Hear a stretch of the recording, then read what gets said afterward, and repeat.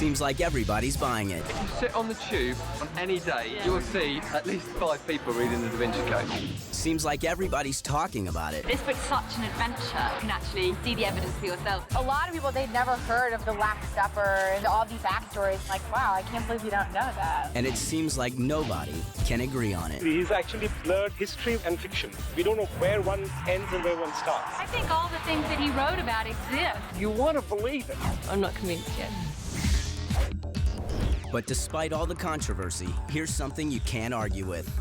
In this modern age of media entertainment choices, Dan Brown's best-selling phenomenon, the Da Vinci Code, has accomplished one unthinkable thing.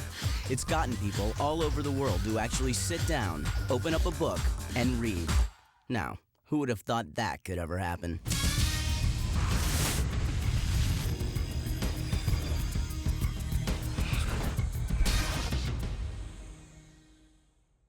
Fact: the Da Vinci Code has sold more than 25 million copies worldwide. Fact: the Catholic Church has gotten really upset over just how popular the book is. In March 2005, they elected Cardinal Tarcisio Bertone to lead a campaign to boycott the Da Vinci Code and speak out against one of its central concepts: that Jesus married Mary Magdalene and fathered a bloodline that continues to this day.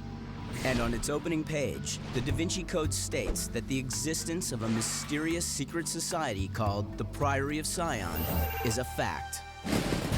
The Priory's mission? Well, according to the code, it's to guard and protect the faith-shattering secret about a royal line of descent from Christ. This idea that Jesus had a bloodline descended from him, this would suggest then that there's a whole alternative lineage of Christianity that relates less to the church itself and to this sort of secret line of descendants. And according to the Da Vinci Code, a secret list of leaders chock full of famous historical figures like Isaac Newton, Victor Hugo, and Leonardo da Vinci, who were sworn to uphold and protect the descendants of Christ's divine bloodline.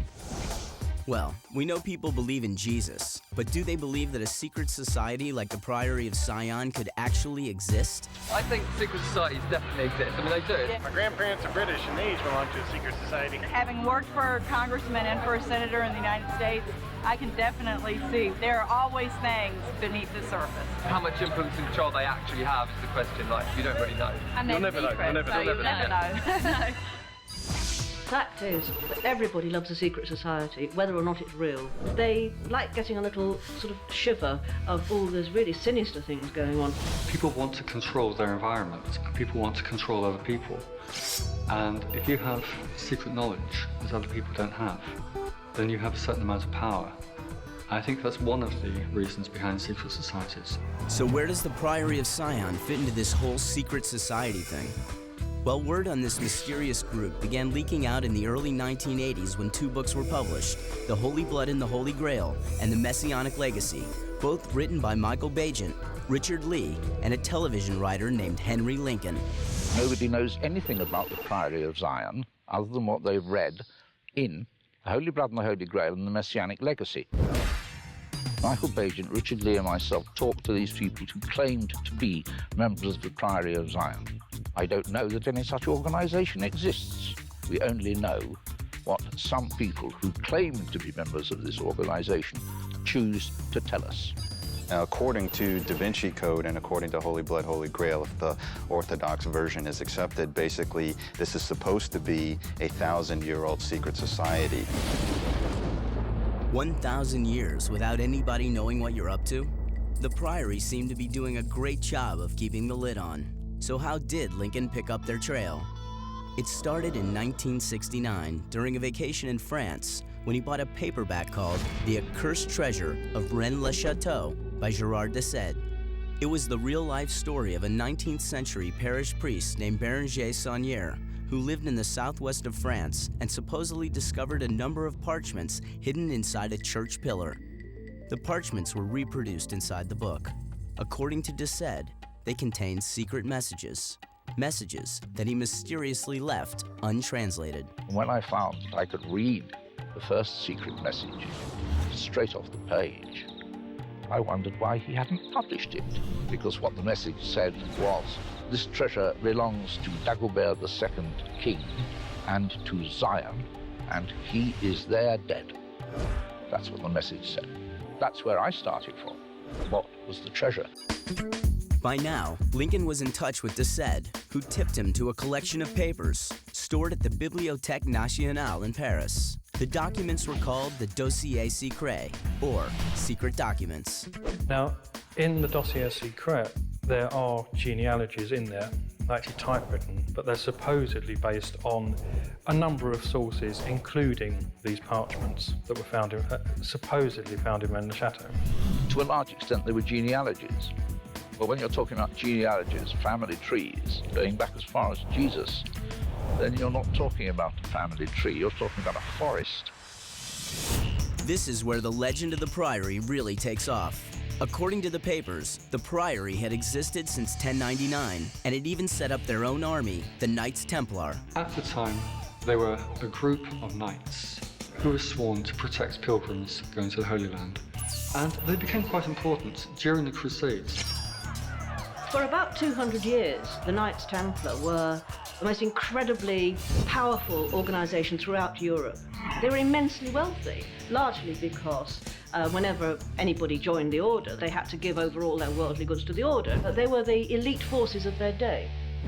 So, here's a secret organization keeping track of a complicated family tree and putting together their own private army? What's up with that? According to its own material, it was created specifically in order to protect descendants of the Merovingians, to get them into positions of power, on this understanding that they were really the rightful rulers of France. So, what's a Merovingian? Merovingians were a dynasty of Frankish kings. I'm saying Frankish rather than French because France didn't exist then. But they were the kings that inhabited a lot of what is now modern France. The first ruler in the Merovingian line was a man called Merové, an early 5th century ruler of the Frankish Empire. It's easier to find more legends than facts about Merové, like the one claiming he was fathered by a fish. It was this tale that put a very explosive notion into Henry Lincoln's head. We were sitting in my house talking about it, and somebody said, there's something fishy about the Merovingians. And it was at that moment, like I suppose one could say, the penny dropped with a resounding clang. And the fish, of course, one of the earliest symbols for Jesus. Could it be that what we're talking about is descent from Jesus? That was where that idea came from. Lincoln and his co-authors believed they found another link between Jesus and the Merovingians. They claim that in 768, a Merovingian named Theodoric was crowned leader of a Jewish principality inside the ancient region of Septimania in southern France.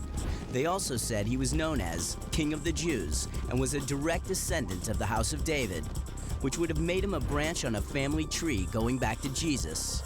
It also gave birth to the controversial hypothesis behind the Holy Blood and the Holy Grail, and later the Da Vinci Code, that the Merovingians were the royal descendants of a union between Jesus and Mary Magdalene, and that the Priory of Sion was created to protect those descendants. But hey, what did any of this have to do with Bérenger Saunière and Rennes le Château? For that, we need to back up to 679 again, when the Merovingian ruler Dagobert II was assassinated. It was said Dagobert's son was rescued from this assassination and carried off to safety and was taken to the home of his mother, which is now the village of Rennes le Château, where Saunière found his apparent treasure. Which brings us back to the secret message that Henry Lincoln found in Gerard de Sède's book. Was the secret of the bloodline the real treasure of Rennes le Château? Did its discovery turn the penniless priest Bérenger Saunière into a rich man? The Dossier Secret refused to give up an answer, but it did give up something else, a list that included some of the most famous names in history. Their inclusion on that list would not only put their entire lives and careers into question, but challenge the accepted history of the world. It's claimed that the Priory of Sion was set up to protect the descendants of Jesus. Well, any secret society worth its salt needs a head honcho to come up with the big plan, to keep everyone's eye on the big picture. According to the Dossier Secret, the Priory of Sion had a name for their top dog. It was Netonier, an old French word for navigator. But over time, that person came to be known simply as Grand Master. At the time of Henry Lincoln's investigation, that post was held by a man named Pierre Plantard. I have to say that Monsieur Plantard de Saint-Clair, who claimed to be the Grand Master, found to be quite a charming gentleman. I got on with him quite well. But Plantard's name was only one in a long line dating back to 1188, fully documented by a list that is part of the Dossier Secret. And there are some big names on that list, like Botticelli, a leading painter of the early Renaissance, Victor Hugo, author of The Hunchback of Notre Dame and Les Miserables, famed scientist Isaac Newton, and of course, Leonardo da Vinci. Most people recognize those guys, but throw out some of the other names like Jean de Saint Clair or Johann Valentin Andrea. What'll you get? Blank stares and head scratches. Some people believe that mixture of the famous and the unknown gives the list some validity, because if you're going to draw up a list, would you include unknown people in it? Certain things that most of the people on the list have in common. Most of them are alchemists, for example, or at least involved in what the church would have thought in the old days to be heretical experiments of one sort or another. Take this handsome devil, for instance, Nicholas Flamel, supposedly the Priory's Grand Master between 1398 and 1418. He's recently reclaimed his fame as a character in the first Harry Potter book. Nicholas Flamel is, of course, the character that gives Harry Potter the Sorcerer's Stone. It's really the Philosopher's Stone, what all the alchemists were searching for, because they thought that with the Philosopher's Stone, they would be able to transmute lead into gold. But what would he have to do with someone like Isaac Newton, the 17th century scientist and mathematician, and a pretty down-to-earth guy? After all, he gave us the laws of gravity, didn't he? The scientific stuff he's famous for, that was only a tiny part of what he wrote. All the rest of it was exploring biblical symbolism, exploring the mysteries of prophecy. We know, in addition to investigating gravitation and optics, he also was interested in alchemy. So he had interests that we could call esoteric and occult. But the name on the list that's got us all talking? Leonardo, of course. Until recently, if you said the name, this is the face that came to mind. But if you said the name back in the 15th century, well, everything looked a little different. Now just keep calling him Leonardo. Why? Because art experts get really upset if you call him Da Vinci. Da Vinci actually refers to the town of Vinci where Leonardo grew up. So to call him Da Vinci would be like calling him of or from Vinci. So people instead call him Leonardo, which is his proper name. But did this famed painter and scientist have what it takes to run a secret society for 9 years, as the Dossier Secret claims? Well, when he was born in this house in 1452, he did start life as an outsider. He was born out of wedlock, illegitimate son to a notary and a peasant woman. As he was growing up, a lot of the occupations or professional occupations were closed to him because he was a love child. For example, he couldn't have entered law, or he couldn't have entered medicine. He proceeded to move to Florence as a young man, where he entered the workshop of Andrea Verrocchio, who was one of the preeminent sculptors and artists in Florence during that time. Another apprentice at the studio? Botticelli, also on the Grand Master list. Leonardo's first big break came in 1472, when he painted the front angel and part of the landscape in Verrocchio's Baptism of Christ. It's said that Verrocchio declared his students' work to be so much better than his own that the master vowed to never paint again. Leonardo's reputation as an outsider and a rebel continued to build. It's generally understood and accepted that Leonardo was probably homosexual. We don't have abundant documentation of it because this was something at the time that was a mortal sin. There's evidence that when he was working in Florence, that he was actually brought in twice on charges of sodomy. He and the other young men got off at the very last minute due to friends in high places, and which was the story of his life, actually. It happens due to friends in high places. In 1482, the wealthy Duke of Milan brought Leonardo into his service. Since the artist was proving himself skilled in architecture, math, anatomy, engineering, aviation, to name just a few, the Duke put him to work painting, sculpting, designing court festivals, and building military weapons.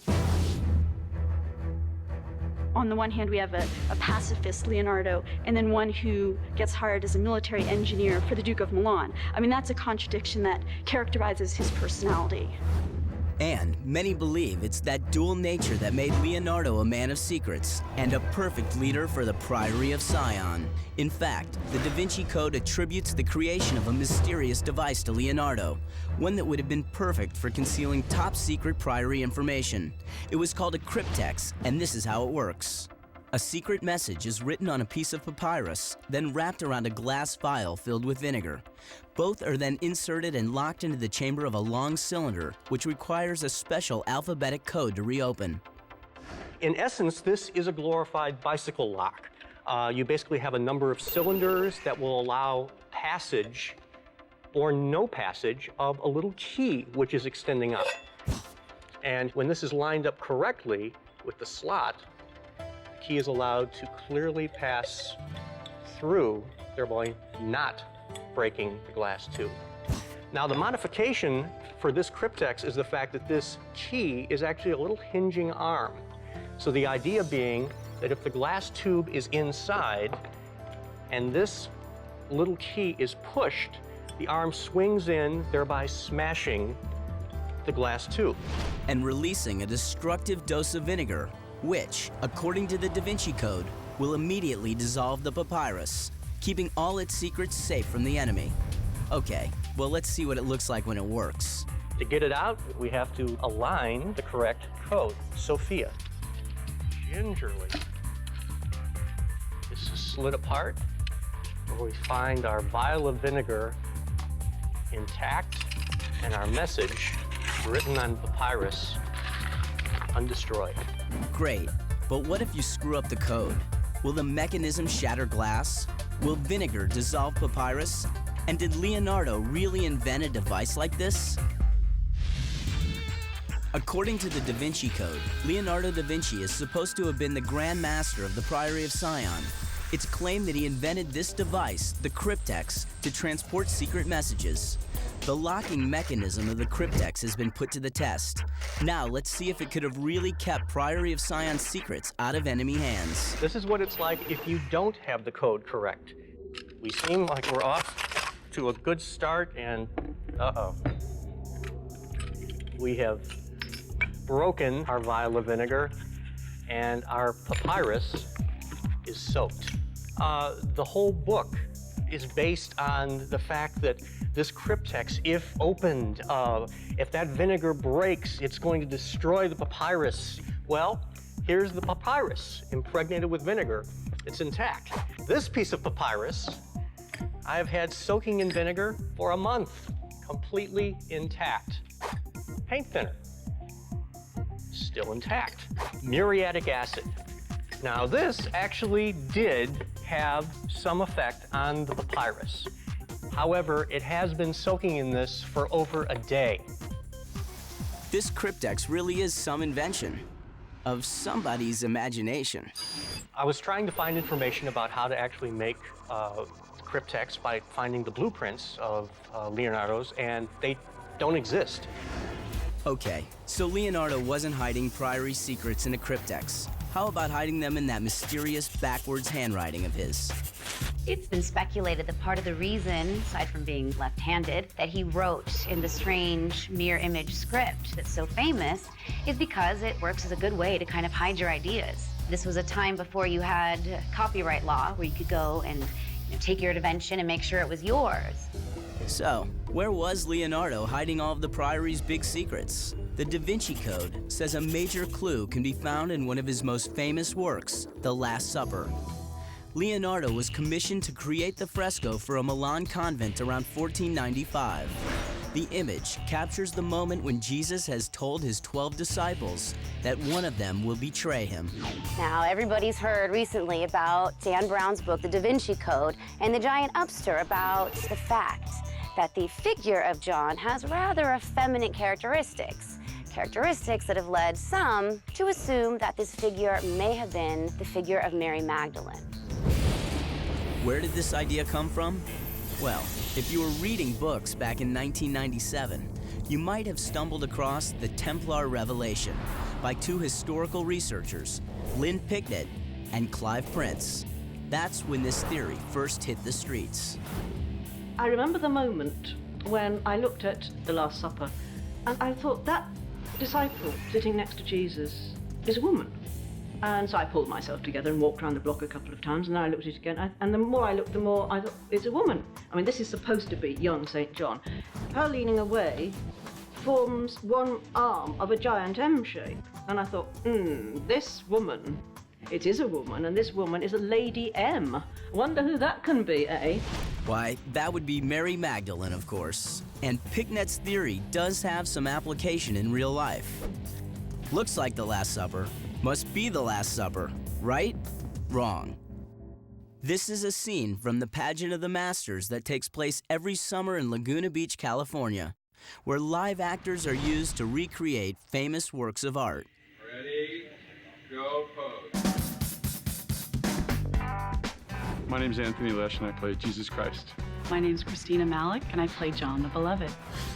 The Da Vinci Code has brought a lot of attention to my role because it's thought to be Mary Magdalene as far as how it's painted. Our casting director faces many of the same challenges that Leonardo did, in that we are looking at images that we want to recreate as the painting originally portrayed them. And so body type and physical features play a role that supersedes gender. When I got a call from the pageant offering if I'd like to do this role, I said, "Are you sure you got the right person?" He said, "Yes, it's actually a very feminine piece." We've always cast a woman in that part. But are the inch-thick makeup and special lighting helping to hide some big secret? The idea that the figure of St. John might actually be a female character isn't completely off base. He does stand out as significantly younger, more innocent, susceptible than the rest of the group. This fits with what we know from the biblical tradition. St. John was the youngest. He also had a very unique, kind of emotionally close relationship with the Christ. So it's not completely off base to assume that this figure might have rather effeminate characteristics. Painters during the Renaissance generally painted neophytes or apostles as younger and more feminine to show their inferior position to Jesus. So the way that John is depicted in the Last Supper is actually a typical rendition of him. You have a picture of the Last Supper, and it's supposed to be Jesus and the 12 apostles. But if Mary has replaced John, where did John go? I mean, he must have been out buying matzahs or something like that for the Seder. Well, what about the M? Was a Priory of Sion Grand Master trying to send us a message? We have kind of a V shape that goes down between the figures of Christ and the figures of the apostles that sit on either side of him, perhaps reminiscent of an M for Mary, for the Magdalene. However, it might just be a compositional choice on the part of Leonardo. Perhaps leaving the empty space around the Christ was simply a way of showing how special he was to the composition. But there's another religious mural where there really was an M put right out in the open. Take a look at this. This M was placed on an altar located at the Church of Notre Dame de France in London. The artist who put it there? Jean Cocteau, the famed surrealist poet, filmmaker, artist, and another alleged Priory of Sion Grand Master between the years of 1918 and 1963. This is a man who was quite comfortable being a part of a secretive world, to be a part of this artistic community of homosexual men. During a time when homosexuality was, simply not approved by general society. Late in life, Cocteau found religion and began creating works of art for churches all over Europe. His M altar at London's Notre Dame de France was painted in 1960, but it was only an accent piece to a larger mural, a mural that some claim hides just as many secret messages as Leonardo da Vinci's Last Supper. It depicts a crucifixion scene. And I say a crucifixion, not the crucifixion, because you only see the man on the cross from the knees down, so you don't know the identity of the person on the cross. Everybody assumes, particularly because it's a mural in a Catholic church, that it's Jesus. You have a man in profile, so you only see one eye, The eye is in the shape of a fish, and a man with an eye in the shape of a fish is interesting because the fish is an age-old symbol for Christianity. Was Cocteau saying the man with the fish eye was Jesus watching somebody being crucified in his place? It's been suggested. Now that's some pretty radical thinking, and it would fit into the idea of the priory challenging traditional Christian belief. Okay, anything else? You have a black sun, which is an alchemical symbol, and there is a huge rose at the bottom of the cross. The rose can symbolize the Virgin Mary, or perhaps another Mary, maybe Mary Magdalene. But the rose has also long been a symbol of secrecy. There would be two places over the centuries where you would find a rose. One was the confessional box in a Catholic church. And you'd find sometimes in brothels that prostitutes would have a rose on the bedhead, so that she would keep the same secrets as a priest would keep. The rose meant, at this point, your secrets go no further. They were under the rose. Now there's another theory flying around, that the priory's Grand Masters have a secret tradition of portraying themselves in their artwork.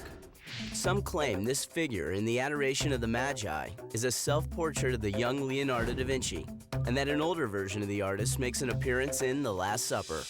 Following through to Cocteau's mural, it's pretty obvious that this face belongs to Cocteau himself. It has, there's no doubt about it, a self-portrait of the artist in the foreground. It's interesting that he portrayed himself with his back to the cross. Certainly it does appear that Cocteau was trying very hard to convey something heretical, just like Leonardo da Vinci painted himself in the Adoration of the Magi and the Last Supper with his back to Jesus. This could simply be something that Cocteau picked up from Leonardo's paintings, or it could be part of an underground, secret, artistic tradition, which the Priory of Sion knew about. Well, if a tradition is going to carry on, it really needs to start somewhere. And not everyone agrees that Leonardo was putting himself into his own paintings. We have built up in modern history this idea of the artistic genius as something kind of above and beyond the social role that they were put in. Leonardo, however, was living in the Renaissance, in a period where artists were just starting to emerge as something more than a manual laborer. He simply didn't have enough social clout to have included himself in an image like that. It would have been drastically improper inclusion. So for Leonardo to be risking putting in secret messages into a painting like The Last Supper, it could have cost him his life, or at least his livelihood. Okay, no concrete proof of a self-portrait conspiracy, but there's still that mysterious M on the altar in front of Cocteau's mural at Notre Dame de France. Was he giving us some big hint about the Priory of Sion and Mary Magdalene? The Da Vinci Code might say that it's M for Mary Magdalene. Christian might say it's M for Mary. Mothers might say it's M for motherhood. And even friends of Cocteau say that the M is for Maritain, who was a French philosopher who introduced Cocteau to the Catholic faith. Only thing we can really say, one artist's compositional choice could be another person's alphabetic conspiracy. Well, since it can't be completely proven that these Priory Grand Masters were using letters to encode messages in their art, what about numbers? Make that a very special series of numbers. Take them out of sequence, they mean nothing. But put them in their correct order, and they can reveal hidden meanings and take on divine proportions. According to the Da Vinci Code, there's a unique string of numbers that the Grand Master of the Priory of Sion used to code secret messages. On top of that, it claims that the same numbers govern perfection in art, nature, and even the human body. So it seems to make sense that as Grand Master, Leonardo da Vinci would have known all about the special numbers and would have used them to create his masterpieces. But just what are these numbers anyway? They've come to be known as the Fibonacci sequence, named after a 12th century Italian mathematician. Here are the Fibonacci numbers. Okay, they're as easy to understand as 1 plus 1, which is 2. And 1 plus 2 is 3. And 2 plus 3 is 5, and 3 plus 5 is 8, and so on. The Da Vinci Code claims that these numbers are found everywhere in nature. For example, the number of petals and leaves on flowers and plants is often a Fibonacci number. Even the arrangement of seeds on flower heads seems to conform to the Fibonacci sequence. If you take a sunflower or a pine cone, there are spirals that go clockwise and spirals that go counterclockwise. It is usually the case that the number of clockwise and counterclockwise spirals happen to be consecutive Fibonacci numbers. The remarkable thing about these numbers is that after the first few digits, the ratio between two consecutive Fibonacci numbers is always 1.618, better known as phi, or the golden ratio. Because these numbers often do turn up in nature, people have given them mystical properties. This baker thinks even our bodies are ruled by the numbers and uses mathematics to whip up healthy recipes. The knowledge that our bodies are formed according to the same mathematics led me to construct bread according to the same principles, because I figured if bread was constructed that close to the body, it would probably feed us on a more holistic level. Forget Atkins, forget South Beach. Get ready for the Da Vinci Code diet, based on, you guessed it, the Fibonacci sequence. A graphic form of the Fibonacci sequence, which starts 1, 1, 2, 3, 5, 8, 13. So if you have just a cube of 1, another 1, a cube of 2, 3, 5, unit of 5, you can do 8, and you can see this can form a logarithmic spiral as it goes around, which then translated to weights of water and flour can actually build a loaf of bread. So again, we have 1, 1, 2, 3, 5, 8, and the flour sequence is stepped up to the next 1, 2, 3, 5, 8, 13 in ounces. Because the bread was built by the same mathematics that govern the body, when people eat the bread, they often get very addicted to it. Bread's one thing, but the human body governed by the golden ratio? Well, not only does the baker believe it, but the Da Vinci Code says it's true too. He says that the human body is a walking testament to the golden ratio. That is, if you take your height from head to toe and your height from belly button to toe, that the ratio is always 1.618.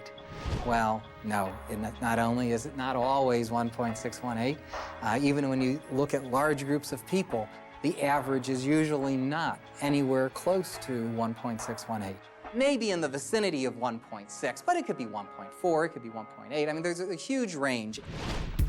So what kind of grade does Dan Brown get for his mathematical theories?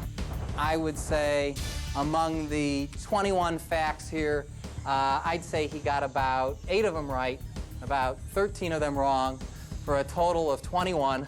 Fibonacci numbers, of course. You may ask, did I fudge these numbers? Yes. Yeah, but it makes for a good story, doesn't it? No question, the Da Vinci Code's a good story.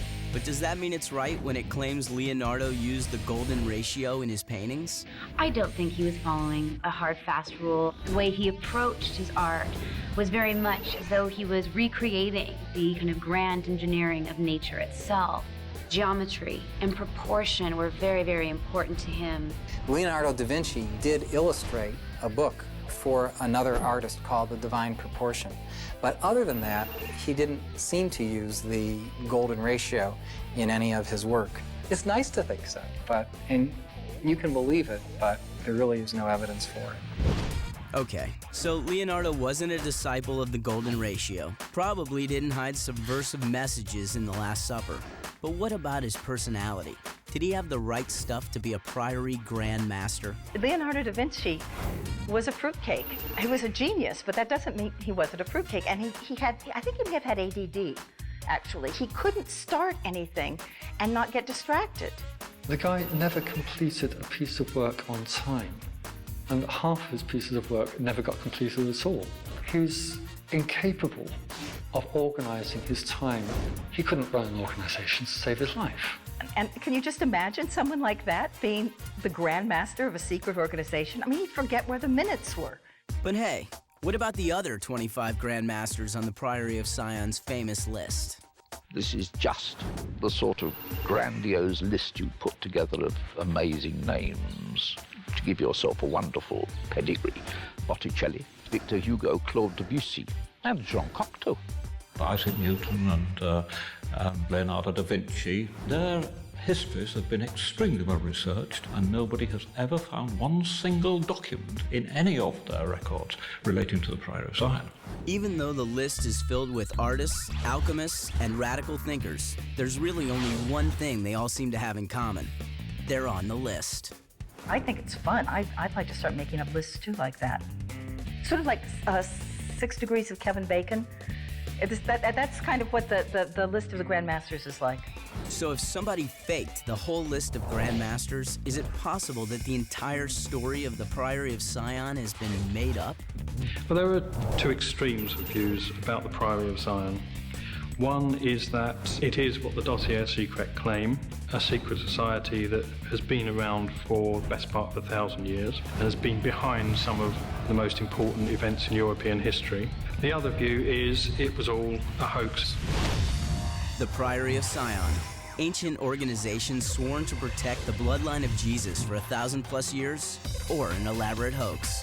We've shown that the Priory's list of Grandmasters is shaky at best.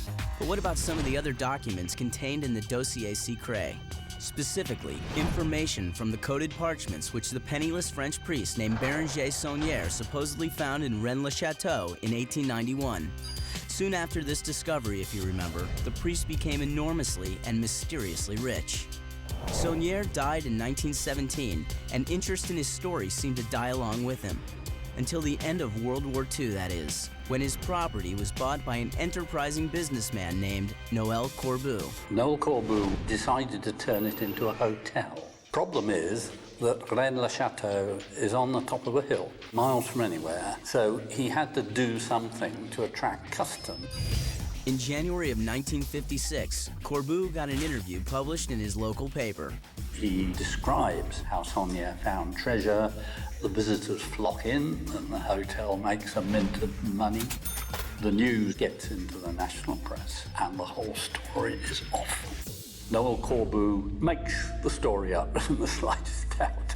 He makes the story up. Well, how else could a priest have come up with all that cash? The major part of the money came from a racket that he ran, which involved being paid to say masses for the dead. There is enough evidence recorded to show that he was paid for hundreds of masses a day. In spite of that, the legend of Saunière and his treasure continued to build over the years, and a mysterious gentleman began paying some visits to Rennes-le-Château in the early 1960s. His name, Pierre Plantard. Name sound familiar? Rewind the show about 20 minutes and you'll remember. Monsieur Plantard de Saint-Clair, who claimed to be the Grand Master of the Priory of Zion. That's right. Plantard was the man who advertised himself as the Priory's Grand Master at the start of Henry Lincoln's investigations. So who was this guy? Well, we do know that he was born in Paris in 1920 and was the son of a manservant. And he had these delusions of grandeur all his life, and he was always setting up societies and organizations. Like the Order of Knighthood he created in the 1940s called the Alpha Galat, or another one he registered in 1956 called, guess what? The Priory of Sion. He lived in Annemasse, near the Swiss border, and there is a little hill there called Sion. And it's pretty certain that he got the inspiration for Priory of Zion from the name of the hill, which was not far from where he lived. The idea of it was effectively to campaign for cheap housing in that particular little part of France where he lived. It then developed into more because Plantard had ideas about his station. Pierre Plantard came up with his own genealogy. He believed he could trace it right back to the Merovingian kings of France. And to prove it, Plantard created a series of hand-drawn genealogical charts that would tie him to the French royal bloodline. The documents themselves are quite extraordinary because they are handwritten with a stencil, and it must have taken him months of drawing the family trees, drawing the shields. Quite extraordinary. When he visited Rennes-le-Château in the early 1960s, Plantard thought that Saunière's mysterious parchments would be a great addition to the mix, and he asked an old friend for some help, radio producer Philippe de Chérissé. According to accounts, Philippe de Chérissé was a bit of a joker, and I think simply Pierre Plantard asked him for his help, and he thought this would be a jolly good lark. He seems to have been the person who devised a lot of the more intricate and fun games that the Priory of Zion had. Particularly the supposedly coded parchments do seem to have been his work.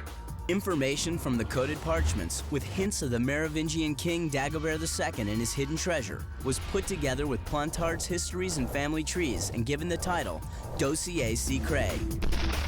Then, in the 1960s, they showed up in France's Bibliothèque Nationale. Strange place to hide secret documents. If I wanted to hide secret documents, I would not take those documents and put them in a library, and then I would not call them the secret documents.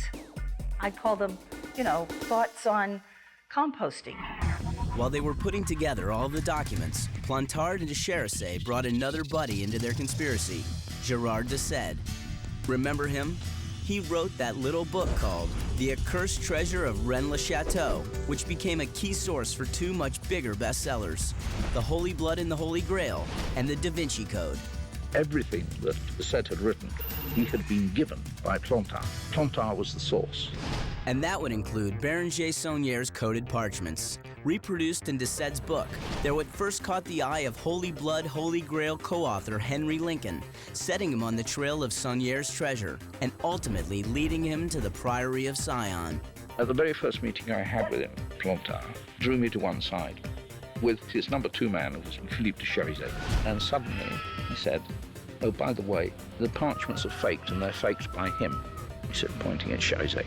Cherizet looked a little bit surprised, he said, and he just smiled and changed the subject. All good conspirators know a secret smile keeps people guessing. And that's about the only thing you can do when it comes to the motivations of Plantard and his Priory plotters. Well, we know Plantard wanted to be a king. But what did de Sède or Declassified have to gain from all of this? The background of both of them is in surrealism. Surrealism is basically about subverting the norms of culture. Gerard de Sède was involved with 2 surrealist organizations. Then we come to Declassified. Turns out he was a member of the College of Pataphysics. Pataphysics is the central idea of surrealism, that you can create an imaginative reality that in some cases becomes more real than reality itself. Well, when you think about it, that mission has been accomplished, especially since the Da Vinci Code states that the Priory's existence for nearly 1,000 years is a fact. And that would include its Grand Master list. And the last name on that list, one of the best-known surrealists of his time, Jean Cocteau. Supposedly, from 1918 up until 1963, the Grand Master of the Priory of Zion was Jean Cocteau, the surrealist artist. Now again, a strange name to find on this list. However, I think there is a very important reason why Jean Cocteau is there, and it's to establish the organization's links to surrealism. So, did a bunch of surrealists pull off a big historical joke? And if they did, who was the butt of it? Henry Lincoln? I think people now are inclined to say that when I first discovered the story, I was drawn into the world of Monsieur Plantard and his priory and duped by them. Rubbish. As I've already made clear, I don't believe anything. The only original thing in the hypothesis of Holy Blood and Holy Grail was a blood descent from Jesus. Now, it doesn't matter whether that is true or not. What matters is that in the past, it appears that some people did believe that to be true. And when Lincoln's hypothesis hit the streets, the Priory of Sion would spin into something even bigger and take off into realms Pierre Plantard himself could not control. 1982.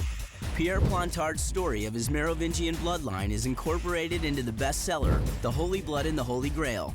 The tale of the Priory of Sion is told to the public for the first time, with a few added touches that Plantard himself isn't ready for. The most famous theory is that the reason the Merovingians were considered so important was because they're actually descendants of the bloodline of Jesus. That absolutely horrified Pierre Plantard. Thought it was sacrilegious, and he denied absolutely that he had been connected with this aspect of it at all. He was appalled that they had been used in this way, and he resigned from the priory, and later on he admitted that he had created the documents himself. Pierre Plantard died in February of 2000. But even though his creation, the Priory of Sion, wasn't really set up to guard a dark secret about the marriage of Jesus and Mary Magdalene, plenty of alternative theories about its purpose continue to crop up. The evidence is very much in favor of the idea that the Priory of Zion didn't exist before 1956, but it was set up as a front for other societies, that in order for those societies to be able to do certain things. And the theme that emerges most strongly, strangely enough, is the move towards a united Europe. I think Plantard and the other people around him were interested in a unified Europe, and by that I mean something that really goes beyond the European Union, which is just an economic confederation. I think they really wanted to achieve some kind of political confederation. The original idea for the United States of Europe did actually emerge from occult groups. If we're right and the Priory of Zion is just a front, then the purpose of the Priory is really disinformation, a deception, a decoy. So, for those who are still looking for a good Priory of Zion conspiracy, there's plenty to be found.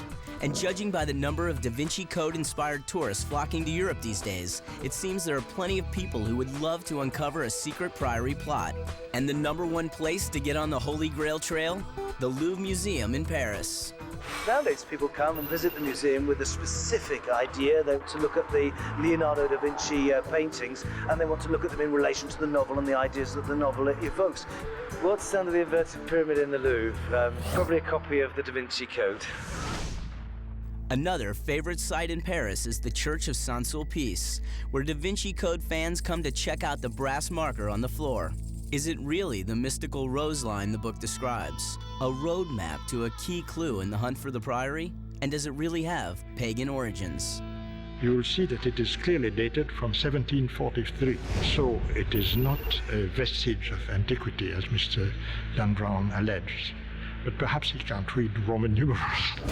The book also claims that this line is the original prime meridian, marking 0 degrees longitude, a key calculation for geographers and scientists when they're trying to map and measure the world. The meridian line on the floor of the church is not the 0 longitude meridian. It never was called a rose line, as alleged in the book.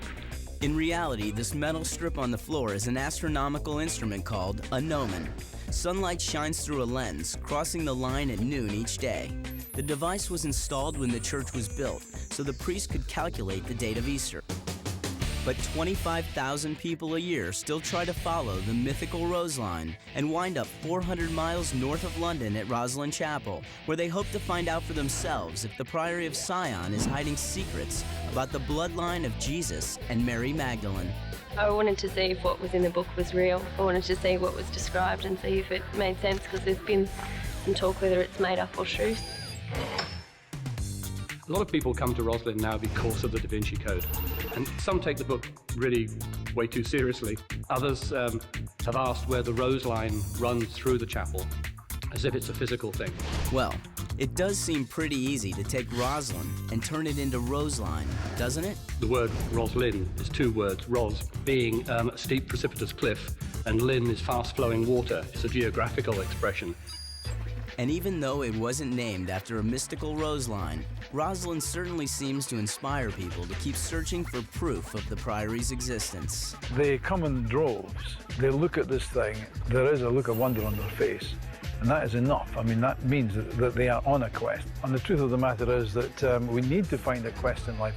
A lot of people think they found their quest in the pages of the Da Vinci Code, and they're on a crusade to either denounce the book or defend it. I definitely believe it, and after the book, that makes strong arguments. It does make you think. There's a lot of people that want to believe that Christ was married. For the people who believe that Peter Pan exists, this makes sense. People on both sides are getting pretty riled up, and, well, honestly, what's so bad about that? It has opened up this whole seam of interest, and that can't be bad. I think anything that gets people wanting to travel and wanting to educate themselves is very valuable. My caution would be not to accept a fictional work of art as truth, that the real journey should be kind of reconnecting with the historical facts. I think if you're secure in your beliefs, then you can read anything. And it will actually ignite a desire to learn more, I think. It's right to question all of the history we've already had and sometimes proved to be completely fictitious. It is telling us that legend and myth is not dead. And hey, don't forget, with all of these theories about Jesus, Mary Magdalene, and secret societies flying around, there is one fact we can all agree on. Everybody loves a good story. Sometimes a good story just beats the truth. Actually, most times. And in 20 years' time, somebody else will write something else, which will play with it in a different way, and we'll all get excited again. And so it will continue to go on. What you must do is not believe anything, but go out and prove it for yourself.